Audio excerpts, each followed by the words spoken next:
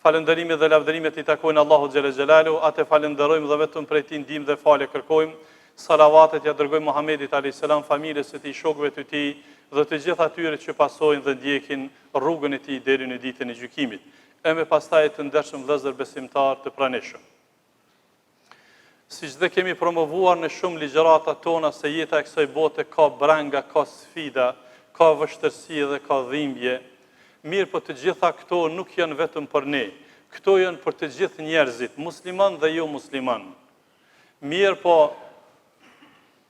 fatmirësia në këto vështirësi është se muslimanit i adresohen në konton e sevapeve të vlerave këto vështirësi, që janë për dallim nga ata që nuk janë musliman.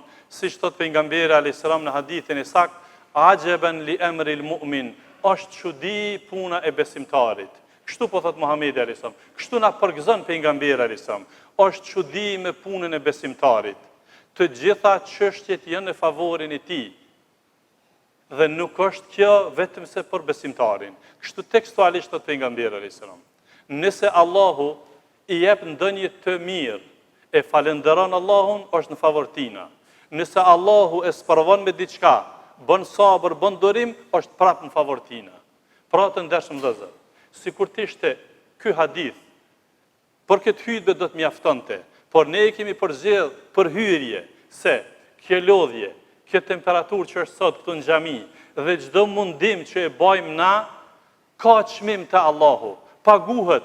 Edhe ata që zvinë në xhami, edhe ata që janë muslimani derdhin të njëjtat ndjerës, mirë po ja që pagesa nuk është.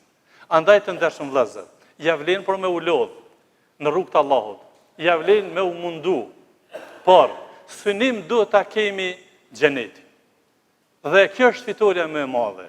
Fatkeqësia më e madhe e njerëzve është vëllezër, të cilët mendojnë të jetojnë përkohësisht të kënaqën, përkohësisht të jetojnë, kurse kjo botë e tyre është e përkohshme. Të ndershëm vëllezër, në këtë hutbë do ta trajtoj një segment shumë konkret, shumë të veçantë për xhenetin. Do të mundohena për shkak të temperaturës së lartë që sot, do të mundohena të flasim pika të shkurta për fjalët që i thon banorët e xhenetit me të hyrë në xhenet. Dhe fjalët e para që ju thuhet banorëve të xhenetit pasi të hyjnë në xhenet. Gjithsesi që kjo është një kërkesë e jona gjithë neve, është një ëndje e jona, është një lakmi e gjithë neve dhe duhet ta kemi këtë. A thu vallë, çka do të flasin banorët e xhenetit kur ti në xhenet? Çka do t'ju thuhet? Çysh do t'ju thuhet banorëve të xhenetit mirë se erdhën në xhenet? Pra, çito na duhen të ndershëm vëllezër, sepse këto janë infuzion. Vëllezër, këto janë infuzion të cilat neve na çojnë përpara, na inkurajojnë. Sidoqoftë, Allahu xhelle xhelaluhu në Kur'an librin e tij flet për këtë detaj. Thot Allahu xhelle xhelaluhu në surën Fatir, në citatin 34 dhe 35. Pasi që të hinë banorët e xhenetit në xhenet thonë: "Wa qalu alhamdulillahi alladhi adhhaba 'anna al-hazan. Inna rabbana laghafurun shakur. Alladhi ahallana dara al-muqamati. La yamassuna fiha nasabun wa la yamassuna fiha lughub." Thonë: falënderimi ta kanë Allahut i cili i largoi nga ne brangat. Vërtet Zoti ynë është falës i madh dhe mirënjohës i madh, i cili na i lejoi neve shtëpinë e përjetësisë, në të cilën nuk na godet asnjëherë më, as lodhja e as mundimi. Pra të ndershëm vëllezër, këto janë fjalët që i thonë banorët e xhenetit me të hyrë në xhenet.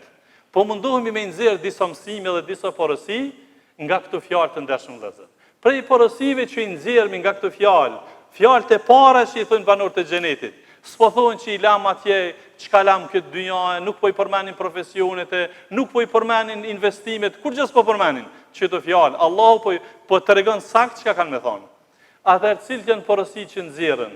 Porositë janë të ndershëm vëllezër se vërtet jeta e kësaj bote ka vështirësi, sepse këta po thonë elhamdulillah që Allah na i largoi brangat, sikletet. Pra kjo botë ka branga, ka siklete. Por këto branga nëse adresohen në rrugë të Allahut, paguhen fort tek Allahu xhelle xhelalu. Fatkeqësia qëndron. Ai që jeton me branga dhe ju kthehet brangave përjetësisht në zjarr, Zoti na rujt. Prandaj të ndershëm vëllezër, pra njiju mirë derisa je në rrugën e Allahut, edhe nëse ke siklete, ke brenga, ke vështërsi, dije se ato paguhen shumë. Nga mësimi dhe porosit që nxirren nga këto citate është se ja vlen me u lodh për xhenet. Ja vlen me investu për xhenet. Ja vlen me lakmu xhenetin. Prandaj mos kurse asgjë mos kurse për xhenetin. Unë pak nuk po muj me gjetë fjalë për t'i thonë vëllezër. Ne peshohemi sot, po joshemi vazhdimisht mas tenderave, mas zbritjeve të ndryshme, mas ofertave të ndryshme.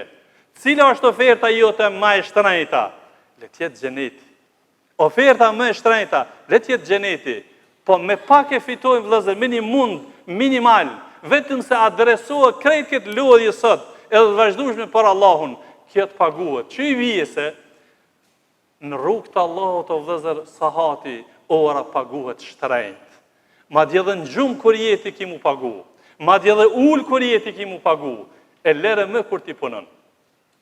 Një mësim tjetër që nxirret ose porosi nga këto citate është vëllezër se vërtet siç tham në fillim, jeta e kësaj bote ka vështirësi dhe ka lodhje dhe munde.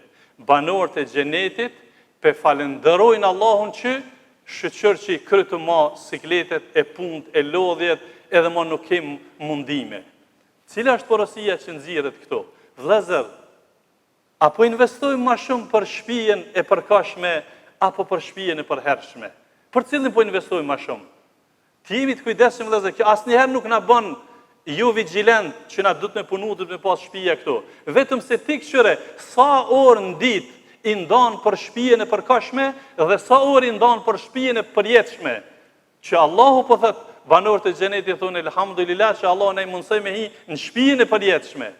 Pra vëllezër, e çysh i bie kjo në praktik? Pra na duhet me punu. Ai që është kujdestari i familjes, 8 ore, 10 ore, 15 ore, po krejt që ato adresoj për Allahun, shkruan sadak ty. Po edhe kur ti je të punu, falë namazin, edhe kur ti je të punu për men Allahun, krejt këto ta mundësojnë këtë shtëpinë e përjetshme. Pra të ndershëm vëllezër, vërtet kur i ndëgjojmë këto fjalë të Allahut xhelle xhelaluhu, na inkurajojnë, na apin forcë se vërtet sikletet dhe vështërsitë e kësaj bote të i kalohen vetëm me adhurim të Allahut dhe duke i nënshtruar Allahut, duke qenë rob të mirë të Allahut. E them këtë që ndëgjuat, kërkoj falje për vetvete dhe për ju, kërkoni edhe ju falje sepse Allah është falës i madh. Të ndershëm vëllezër, jam i vetëdijshëm që jashtë është temperatura e lartë, prandaj dhe po mundohen në pika të shkurta të përcjelli mesazhe. Pra unë joftum se çfarë thon banorët e xhenetit me të hyrë në xhenet. Po çka ju thuhet xhenetlive posa të hyjnë në xhenet? Ju thuhen disa fjalë të mëdha, kështu kanë ardhur prej gjuhës së pejgamberit alayhis salam, thotë thret një zë dhe i thuhet banorët e xhenetit. Jetoni se nuk do të dëshpëroheni asnjëherë. Jetoni se nuk do të vdesni asnjëherë. Jetoni se nuk do të smuareni dhe nuk do të plakeni asnjëherë. E pastaj Allahu flet me ta. Kështu thot pejgamberi. Pastaj Allahu ju thot: "Ja ahlel xhenne", o banorët e xhenetit. Xhenetlit i përgjigjen një zëri: "Lebejk rabbena wa sa'dejk", të përgjigjemi o Zoti ynë atë telbin që kanë thonë këtë dynja, e thonë edhe në xhenet, si tin.